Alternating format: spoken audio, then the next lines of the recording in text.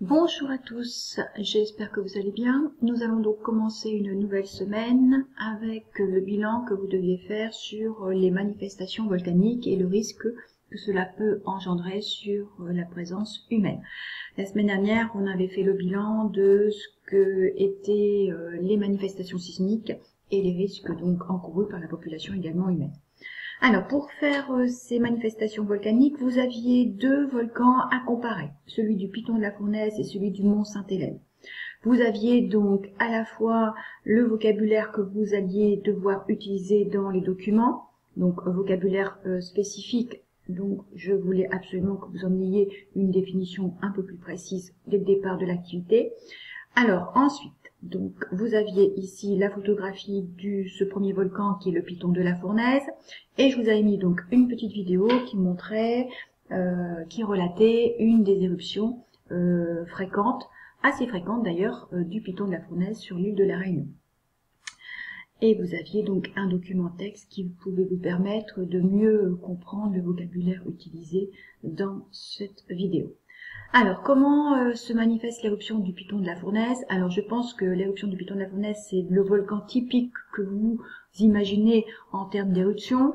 Alors, il présente ce qu'on appelle un cône volcanique. Un cône volcanique, c'est-à-dire que l'on voit de façon très évidente à son sommet cette présence d'un cratère. Donc ici, on a ni plus ni moins que la forme géométrique d'un cône avec effectivement un cratère bien défini, bien observable. Ensuite, lors de son éruption, nous avons vu qu'il y avait effectivement des geysers de lave. On voit effectivement dans la vidéo, on voit également la vidéo effectivement ces longues coulées de lave. Si la lave présente des longues coulées, ça veut dire qu'elle est particulièrement liquide, elle peut donc s'étendre, s'écouler le long du flanc du volcan. Donc là, nous avons effectivement un volcan qui va avoir des laves très liquides, très fluides. Et enfin, lors de cette éruption, vous pouvez voir effectivement qu'on a donc de la fumée, donc qui sort du volcan. Alors c'est un mélange à la fois de vapeur d'eau, certes, mais également beaucoup de gaz. Donc ces gaz dont effectivement il faut se méfier puisqu'ils peuvent être très toxiques.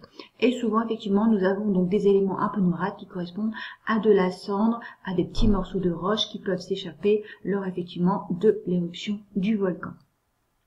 Donc voilà l'éruption du Piton de la Fournaise. Alors ensuite, deuxième volcan, le Mont Sainte-Hélène. Alors voici la photographie du Mont Sainte-Hélène telle qu'on peut le voir, d'accord, de façon courante.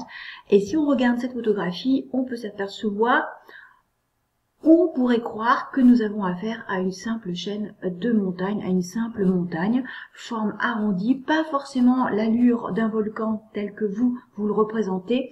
Donc c'est pour ça que cette forme arrondie au sommet, sans cratère visible, fera que on appellera ça un dôme volcanique. Voilà, donc cette fois-ci nous n'avons plus un cratère bien visible à son sommet, nous avons ce qu'on a appelé un dôme volcanique.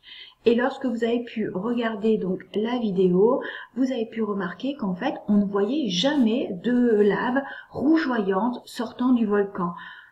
Et cette lave en fait s'accumule à l'intérieur du volcan et vous avez pu voir dans la vidéo qu'en fait ça s'accumule parce que c'est tellement épais que ça n'arrive pas à sortir du volcan et que ça va déformer le volcan, ce qui va finir d'ailleurs par le faire exploser.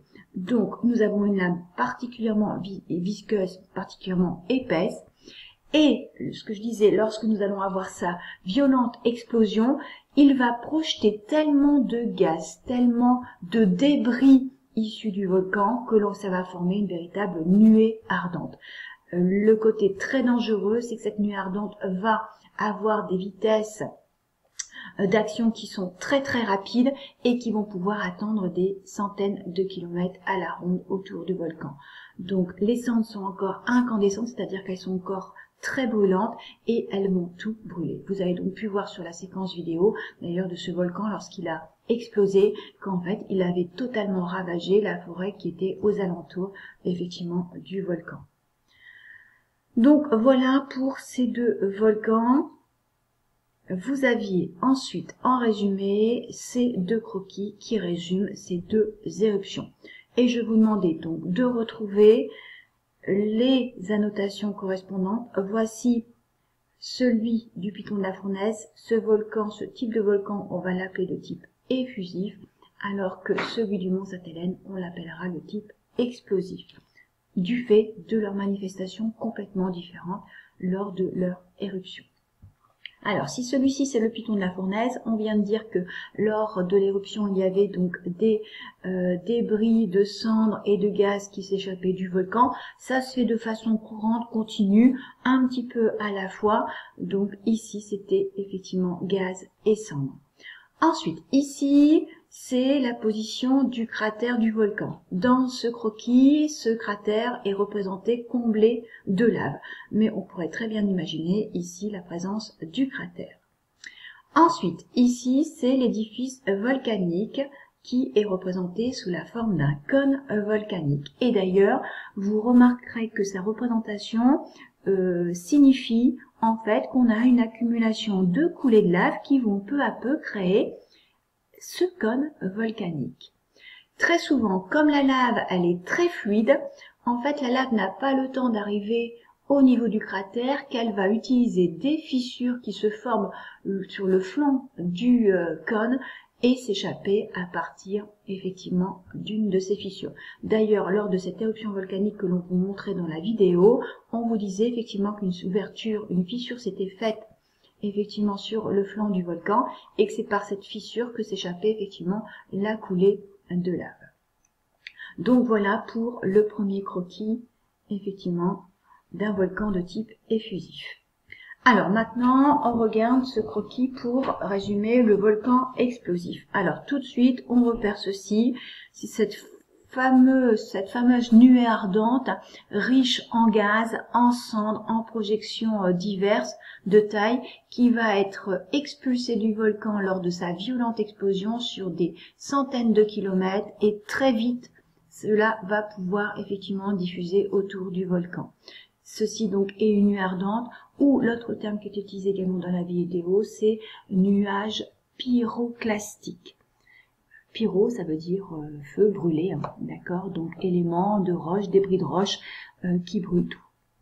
Ensuite, au centre donc ici du volcan, cette lave qui là on voit un aspect complètement différent ici qui avait donc la forme d'une coulée. Ici on voit que ça reste très massive. La lave est tellement visqueuse, qu'elle reste au centre du volcan.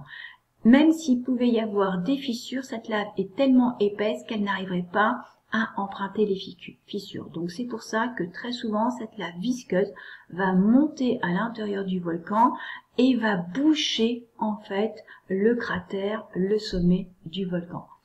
Donc en F, nous avons effectivement la lave très visqueuse. La lave très visqueuse qui est au niveau de la zone du cratère du volcan. Alors sur le croquis, c'est exagéré. Souvent, l'ensemble du cratère est complètement comblé par cette lave visqueuse. Et ensuite, ici, nous avons donc le dôme, c'est-à-dire l'édifice volcanique souvent de forme arrondie.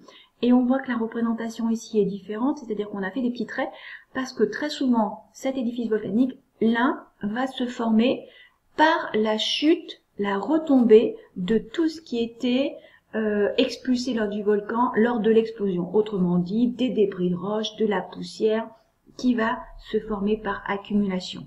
Donc c'est vrai qu'on a une construction de ces édifices volcaniques complètement différente. Ici, c'est souvent une accumulation de coulées de lave les unes sur les autres, alors qu'ici, c'est la retombée des matériaux lors de l'explosion du volcan. Donc voilà ces deux types de volcans. Le terme de type explosif, je pense qu'il ne pose aucun problème pour vous. Cette manifestation principale, c'est une explosion très violente qui pulvérise toute la partie sommitale du volcan et qui va donc déclencher ces nuées ardentes qui sont excessivement dangereuses. Et nous avons ici, au contraire, des éruptions volcaniques avec des coulées de lave, souvent très fluides et très longues. Donc voilà, d'où le type ici effusif.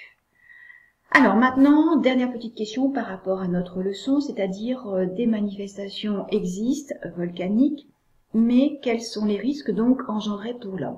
Alors c'est vrai que ces deux éruptions volcaniques, si elles sont à proximité de populations humaines, elles vont effectivement toutes les deux engendrer un risque pour cette population humaine. Mais je vous demandais de, selon vous, de dire quelle était l'éruption qui représentait le plus de risques. Alors, dans la majorité des cas, effectivement, vous m'avez bien dit que c'était le volcan de type explosif qui était le plus dangereux pour l'homme. Alors, si je reprends ici la réponse d'une élève, le volcan explosif est plus dangereux car l'explosion très violente détruit tout très loin. Alors c'est pas très bien dit, mais c'est exactement ça en fait. C'est que la destruction va être importante et effectivement ça peut atteindre des zones très éloignées du volcan et très rapidement. Et c'est vrai que là c'est le côté soudain de l'éruption, de l'explosion, ce qui fait qu'en fait effectivement on n'a pas le temps de voir venir effectivement les éléments. On est tout de suite pris effectivement dans ces cendres. Ensuite, suite de l'explication, les coulées de lave ne provoquent des dégâts que très localement, on a le temps de les voir arriver. Alors là, il faut préciser que c'est bien dans le cas de volcans effusifs où nous avons donc des coulées de lave, ne provoquent des dégâts que très localement. Alors c'est vrai que cette fois-ci, l'étendue des dégâts va être beaucoup moins lointaine, effectivement, autour du volcan. Souvent, c'est quelque chose qui est très localisé. Il y a une coulée de lave qui se fait sur un des flancs du volcan. Et effectivement, selon effectivement le flanc du volcan, on va avoir le temps de réagir et de prévenir la population, par exemple, pour qu'elle soit évacuée. C'est beaucoup moins étendu les conséquences, les dégâts, et beaucoup moins violent, donc beaucoup moins rapide, ce qui fait effectivement qu'on a le temps de réagir et peut-être effectivement d'évacuer peut-être une zone habitée s'il y en avait une tout près donc de l'éruption volcanique. Voici donc le bilan que l'on peut noter dans le cahier. Je vous ai remis donc pour la trace dans le cahier les 2 vidéos concernant les éruptions du Piton de la Fournaise et du Mont Sainte-Hélène. Je vous ai remis également la petite fiche avec le vocabulaire. Et donc j'ai pris le parti pour faire le bilan, donc de vous redonner les 2 croquis en espérant que vous puissiez donc les imprimer. Ou alors, comme ce sont des croquis simples, pourquoi pas les refaire simplement. Et je vous ai mis ici, sous la forme d'un tableau, les principales caractéristiques de ces 2 éruptions volcaniques. Donc comme ça, vous avez les 2 pour faire effectivement le bilan des 2 éruptions volcaniques. Et donc pour la conclusion définition, on reprend les éléments importants vus lors de ces 2 éruptions volcaniques. Donc les éruptions effusives ont des coulées de lave fluide, donc liquide, et projettent du gaz et des cendres. Les volcans explosifs ont des laves visqueuses, donc épaisses, et forment des nuées ardentes. Donc vous vous souvenez ces fameux nuages pyroclastiques lors des explosions. Les éléments rejetés lors des éruptions forment l'édifice volcanique. Alors ça peut être soit les coulées de lave, pour le premier cas ici, soit effectivement les retombées des cendres lors de l'explosion pour le volcan explosif. Donc j'ai simplement mis en bilan que selon le type d'éruption, je pense que vous avez compris le principe aussi pendant l'activité, il y a plus ou moins de danger pour l'homme. Voilà ce que je vous demande de retenir pour les types de volcans, les manifestations volcaniques. Alors maintenant que nous savons quelles sont les manifestations sismiques et volcaniques et pourquoi cela peut représenter un danger pour l'homme, il suffit maintenant de rechercher où vont être présents à la surface de la Terre ces aléas sismiques et ces aléas volcaniques. Autrement dit, où vont être les zones à risque au niveau de la surface de la Terre. D'où notre leçon numéro 2, volcanisme et séisme au niveau du globe terrestre, où sont localisés les volcans et les séismes à la surface du globe.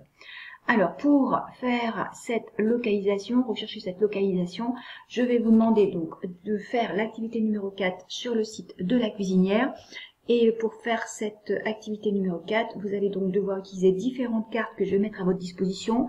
Je vais vous présenter également les reliefs de la surface de la Terre en utilisant un logiciel peut-être que vous connaissez, Google Earth. Donc peut-être que vous pourrez le télécharger à la maison sur votre ordinateur pour pouvoir aller peut-être plus loin au niveau donc de ce que l'on va faire nous en classe.